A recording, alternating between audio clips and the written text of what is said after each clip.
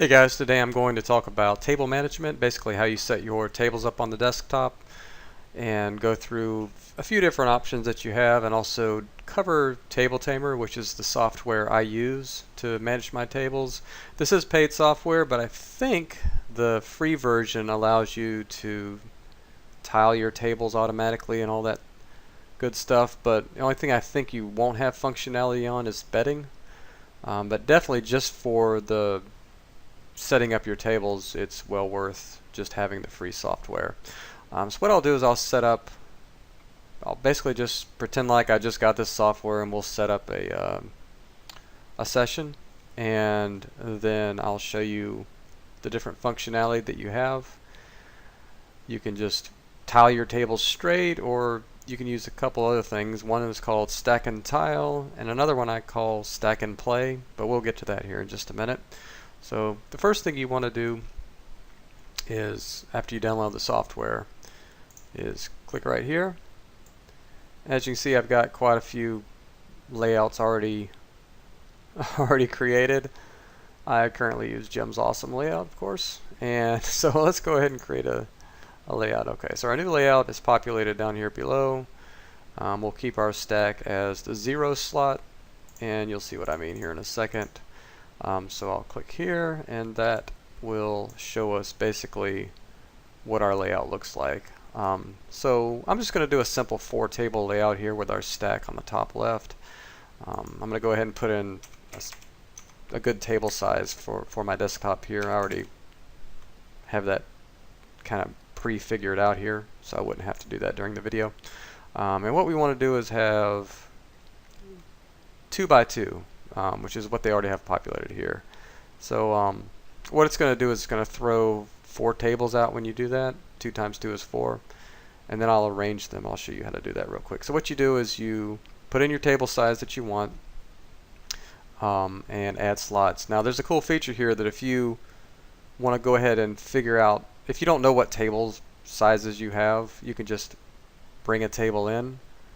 For example, this one right here, and you can put it where you want it. You could set up 4 tables next to each other, and then you can click copy slot width, and it will actually copy the exact size of this table, which is actually pretty cool. So what I'll do is go ahead and add the slots, and then we'll preview them. And they're going to be off the screen here because obviously I'm not using my entire desktop for this video. So what I can do is pull them in just like this, and just for now we're just going to do a rough. We're not going to do any extreme perfection. We're not going to make this perfect, is what I'm saying. We're just going to move it in just like that, just so you can get an idea. Now you can obviously get these so they're right next to each other. There's no gaps, and they look perfect, but I'm not going to worry about that for this video. We'll just show you how this works. So once those are in place, you basically are done. You just close your preview. You have your layout set up. So all you need to do is, let's get this out of the way, is pull your layout in, which is new layout right there, and then click start, and you can see it went ahead and pulled the tables into the desktop, but what I need to do here is click fill. Okay, there we go. So if you were tiling, you could just have it in fill mode and play your session. Now, if you're playing more than 4, 6, 8, I mean, I guess you could tile even with up to 12 tables. But once you get above 10, I recommend using some other method besides tiling, because I like to focus my attention on one area of my monitor for the most part. I don't want to be scanning, across dual monitors too much. I mean, eye strain, neck strain, all that stuff does come into play for long sessions. So I actually recommend a different method, and I actually call that stack and tile, which I have, which all you have to do in Table Tamer is click down here and click preflop action. So whenever the action is on you, it will move your table into the first slot. You make your action, and you have either the choice of stacking after each action, which would move it back here, or you can wait till the end of the hand to stack, and it'll automatically move back in once the hand is over. But my favorite one is fold or end of hand. So what that means basically is the table moves in at the beginning of your turn, and if you go ahead and fold it, we'll go ahead and move it back to the stack. But if you put money into the pot or you raise or whatever, it'll keep it in this slot for the duration of the hand. As long as you are involved in the hand, it will stay in this slot. Once you fold or the hand ends, whichever comes first, the table will automatically move back to the stack slot, which will always be here on the top left. Now on my actual layout, I have my stack on a different monitor, and my tables populate on my main screen right here. And usually I'll have it populating up to 8, 9, 10 slots for a session, and you can comfortably table 14 to 16 tables by doing that. And you only have to worry about what your desktop that's right in front of you. You just play the tables that pop up in front of you, and you don't have to scan or look for your tables or worry about missing actions. It's always right here in front of you, and that's the beauty of this. And I call this stack and play basically. If it was stack and tile, that basically would mean every time you act, it moves back to the slot, which is another option. You can set it up for that right here, and just have it, oops, wrong thing. And you could have it, still the wrong thing. Just click action right here and it will move back. Every time you act, it will move it back to the slot. But I prefer to go ahead and watch the action in the hand, and that way you can kind of spatially keep the hand in your mind.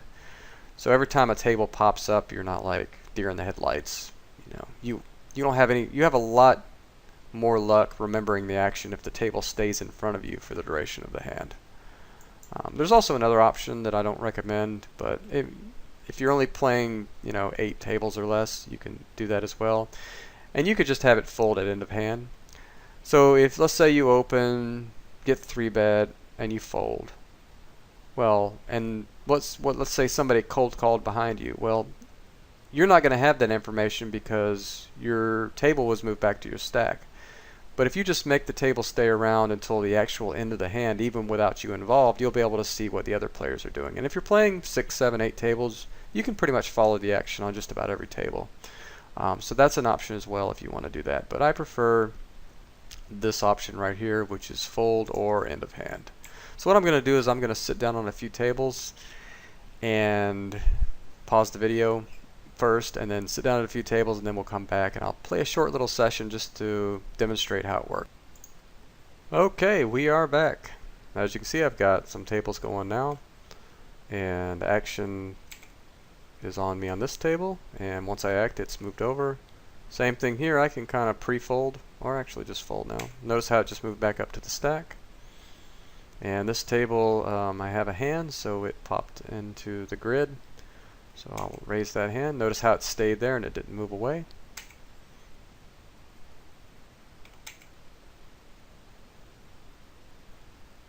And the hand's about to end, so obviously it moved back to the stack.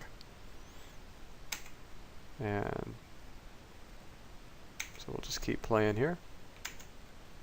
Now I have my hotkeys set up, and I'm not going to cover that really in this video.